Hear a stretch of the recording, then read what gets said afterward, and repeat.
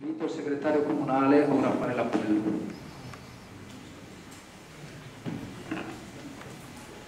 Sì. Luciano, Teso Sabrina, Origo Matteo, Guglielmini Pierino, Busso Francesco Giuseppe, Antelmo Luca, Pellegrini Lorenzo, Busso Alessandra, Marchesano Rocco, non Fabrizio, Noia Giovanni, non Antonio, Giro Marco, Orino Alessandro, Avaro Marco, Commisso Giovanni Clemente. L'adunanza dei presidenti di sezione elettorale dell'8 maggio 2012 ha proclamato eletto il sindaco nella mia persona e i consiglieri di cui è l'elenco seguente: Sabrina Teso, Matteo Dorigo, Pierino Guglielmini, Francesco Giuseppe Busso, Luca Antelmo, Lorenzo Pellegrini, Alessandra Zusso, Rocco Marchesan, Fabrizio Bortoluzzo, Fabrizio Tonon, Giovanni Ottaviano Minoia, Antonio Zanon, Marco Giro, Alessandro Borin, Marco Favaro, Giovanni Clemente Commisso. Invito ora i componenti di questa assemblea a dichiarare se sussistano condizioni di nullità o impedimento alla elezione di uno o più consiglieri e precisando i relativi motivi. Ci sono interventi? Capogruppo Commisso. Sì, grazie signor Sindaco. Noi vorremmo avere la documentazione relativa alla rinuncia a tutti gli incarichi in essere e come legale rappresentante del Comune di Caorle da lei svolto fino alla nomina di sindaco.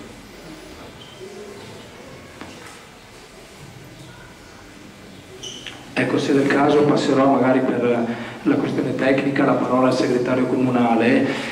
Io stesso, ravvisando la questione prima di inopportunità e poi comunque di incompatibilità, avendo esercitato la professione di avvocato nei confronti, nell'interesse del Comune di Caorle, nell'interesse della Promo Caorle, nell'interesse dell'azienda speciale Case di Riposo e nell'interesse anche della Caorle Patrimonio, ho già rassegnato il 17 maggio la rinuncia all'incarico pressoché totale di tutti gli incarichi professionali che avevo. Non so se il segretario deve aggiungere qualcosa sotto il profilo tecnico. Si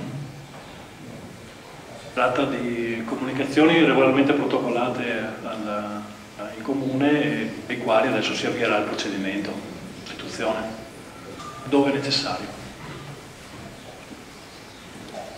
Ci sono altri interventi?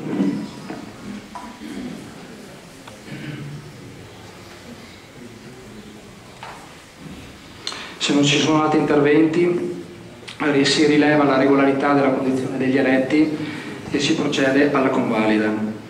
Procediamo ora alla votazione palese per la convalida degli eletti. Voti favorevoli? Voti contrari? Astenuti? Unanimità. Mettiamo ora i voti di immediata eseguibilità dell'atto. Voti favorevoli? Voti contrari? Astenuti? Unanimità anche per l'immediata eseguibilità.